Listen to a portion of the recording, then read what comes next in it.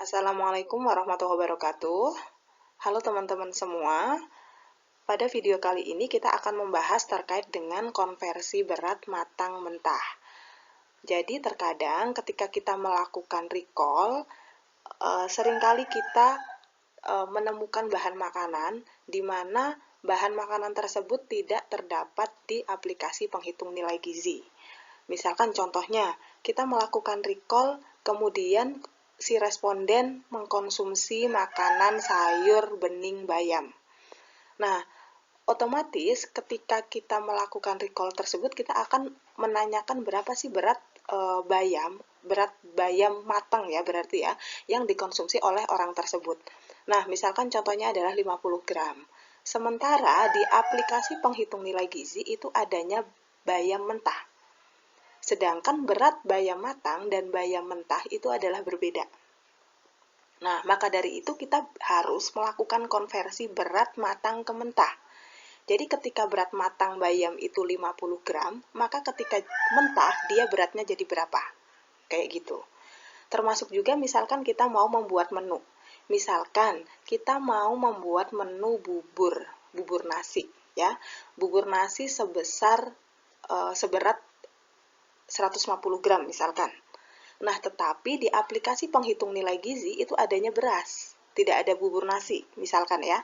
Nah, oleh karena itu kita harus melakukan konversi dari berat matang ke mentah. Ketika bubur itu memiliki berat matang 150 gram, maka dia ketika menjadi beras itu beratnya berapa? Kita harus melakukan perhitungan.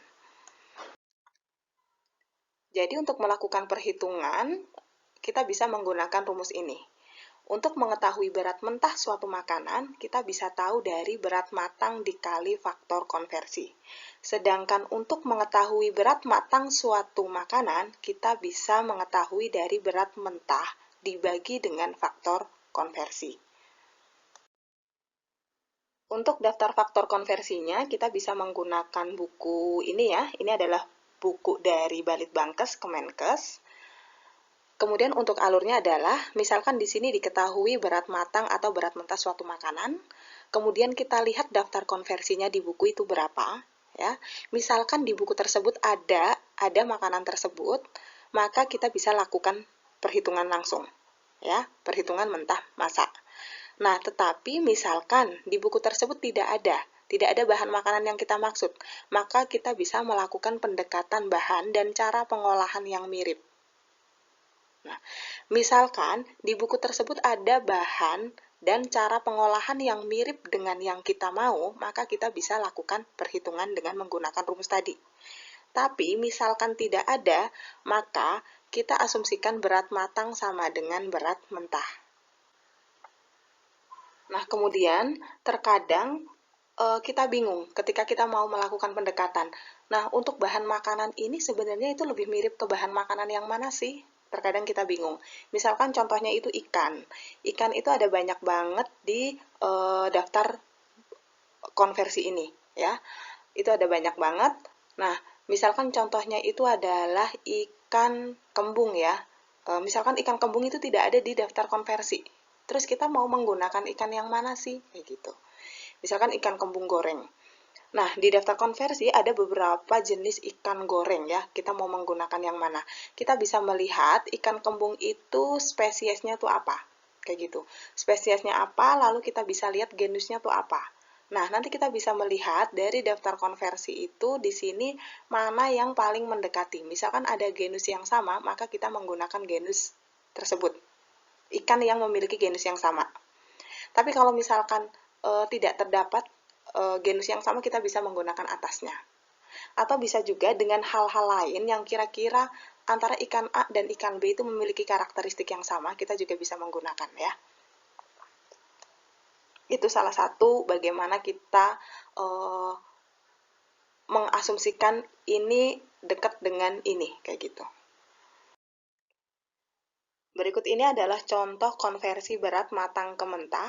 Misalkan, pada saat kita melakukan recall, kemudian kita menemukan responden atau orang yang mengkonsumsi sayur bening katuk tanpa kuah di sini ya, yaitu sebesar 50 gram.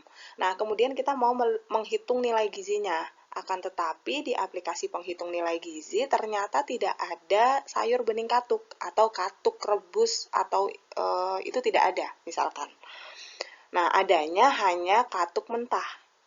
Nah, kemudian maka dari itu kita harus melakukan konversi dari berat matang ke mentah.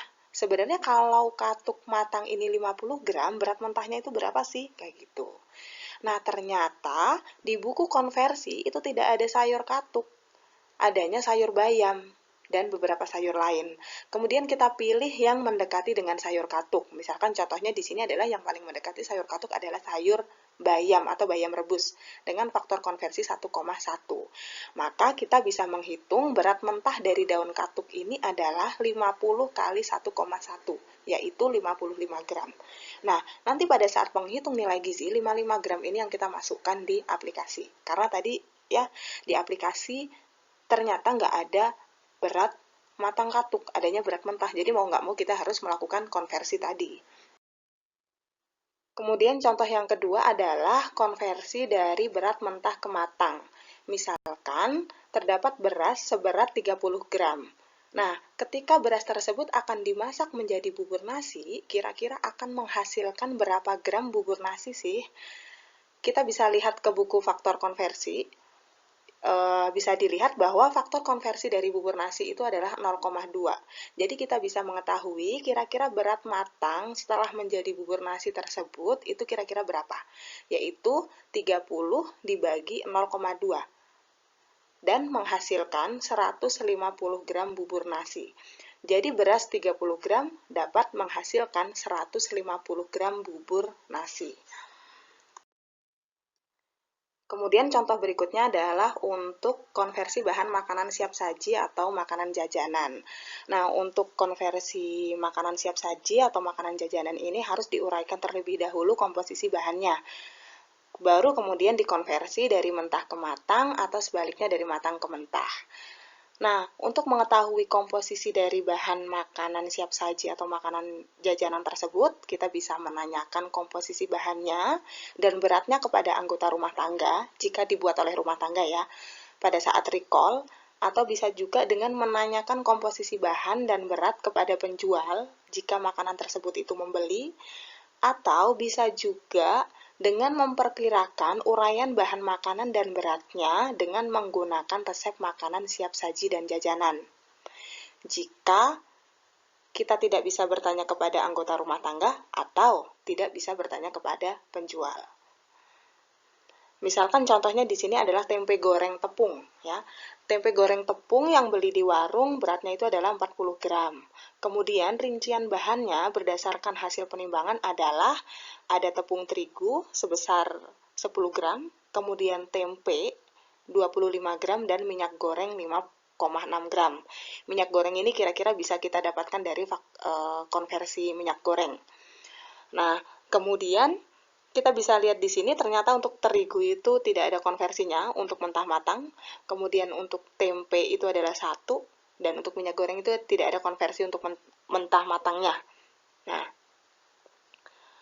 Nah, kemudian kita lakukan perhitungan yaitu pada tempe ya, yaitu 25 bagi 1 karena faktor konversinya itu adalah 1. Sehingga berat mentah dari tempe itunya adalah 25 gram. Maka yang tepung terigu karena tadi tidak ada faktor konversinya, maka tetap 10 gram. Kemudian untuk tempe 25 gram karena faktor konversinya 1 dan minyak goreng itu tetap 5,6 gram karena tidak ada faktor konversi matang mentah tadi. Nah, kemudian berat 10, 25, dan 5,6 gram ini yang akan kita masukkan ke dalam aplikasi perhitungan nilai gizi. Demikian penjelasan terkait dengan konversi berat matang mentah. Terima kasih. Wassalamualaikum warahmatullahi wabarakatuh.